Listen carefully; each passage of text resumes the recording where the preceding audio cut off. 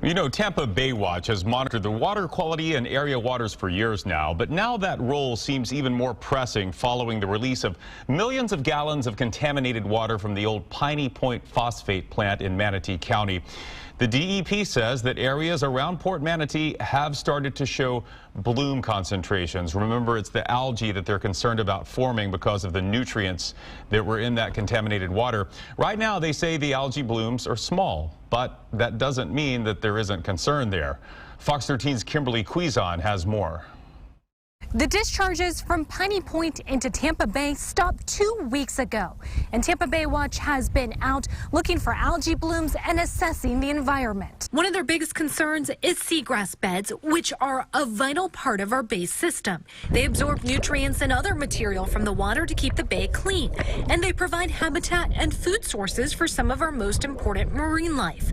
Around 215 million gallons of water mixed with nutrients from Piney Point was discharged into Tampa Bay 2 weeks ago during a controlled release. It was done in an emergency situation to relieve pressure on a containment pond that was on the verge of collapsing. But Tampa Bay Watch says there will be consequences. It takes a while for the natural systems to start absorbing those nutrients.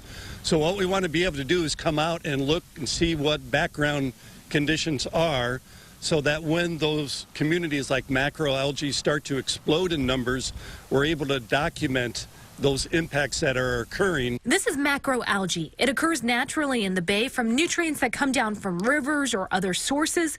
But when there are too many nutrients in the water, the algae can grow in excess, blocking the sunlight from reaching the seagrass beds below, causing them to die. Clark says it's vital that any future discharges from Piney Point are stopped, and the DEP says it's doing everything it can to prevent it from happening again. Tampa Bay Watch says they'll continue to monitor the bay, and as we've heard in the past, they say it could take months or even up to a year before we see impacts. In Manatee County, Kimberly Quizon, Fox 13 News.